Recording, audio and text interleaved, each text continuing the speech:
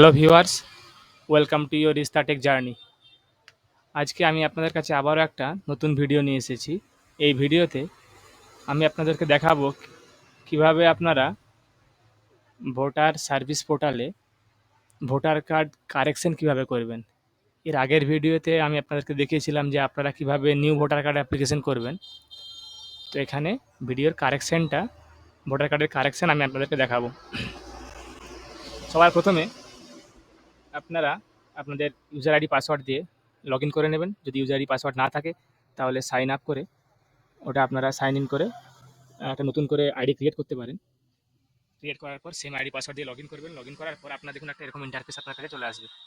আসার পর আপনারা কারেকশনের জন্য বা শিফটিং রেসিডেন্স বা আপনাদের রিপ্লেসমেন্টের জন্য, কার্ড রিপ্লেসমেন্টের জন্য আপনারা এই ফর্ম নাম্বার 8 অ্যাপ্লাই করবেন, ফিল ফর্ম 8।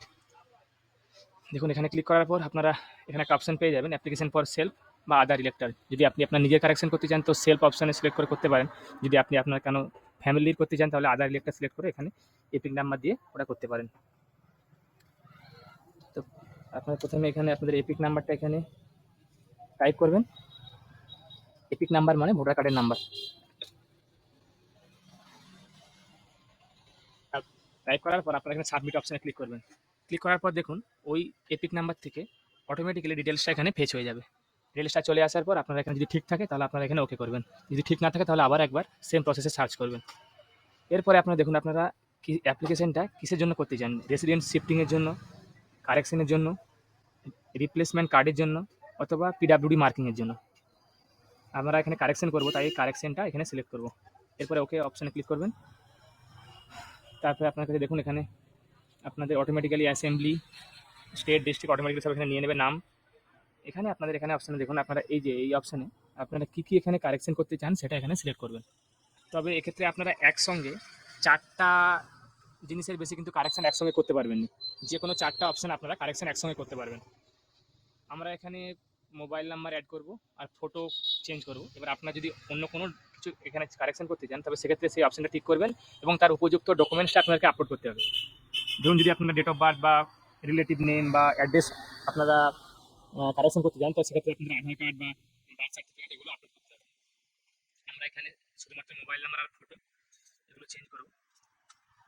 যে মোবাইল নাম্বারটা আপনারা এখানে দিতে চাইছেন সেই মোবাইল নাম্বারটা এখানে টাইপ করবেন।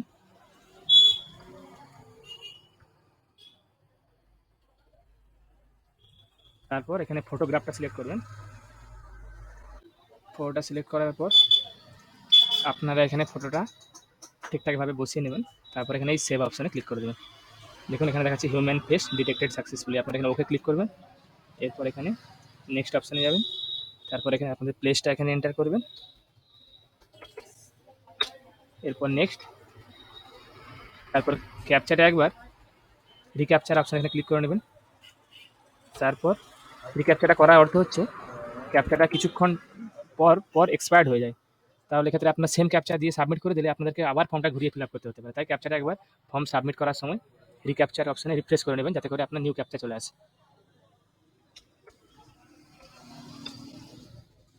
সেন্ড ওটিপি অপশানে ক্লিক করবেন। এই অপশানে ক্লিক করবেন। এরপরে একবার দেখে নেবেন যে আপনারা যেগুলো কারেকশন করলেন সেগুলো এখানে দেখাবে। তারপরে সব ঠিকঠাক থাকলে আপনারা এখানে এই যে সাবমিট অপশানে ক্লিক করবেন। যদি কিছু আরও এডিট করার থাকে তাহলে কিপ এডিটিং অপশানে ক্লিক করবেন। আমাদের এখানে সব ঠিক আছে, এই জন্য আমরা এই সাবমিট অপশানে ক্লিক করব। এরপর এখানে ইয়েস করবেন। দেখুন আমাদের এখানে অ্যাপ্লিকেশন সাবমিটেড সাকসেসফুলি। আপনারা এখানে এই অ্যাপ্লিকেশন রেফারেন্স নাম্বারটা কপি করে রেখে দেবেন আপনাদের পরে অ্যাপ্লিকেশন স্ট্যাটাস চেক করার জন্য। আমাদের এই ছোট্ট প্রচেষ্টা আপনাদের যদি ভালো লেগে থাকে তাহলে চ্যানেলটা আপনারা সাবস্ক্রাইব করবেন, ভিডিওটা শেয়ার করুন। ধন্যবাদ।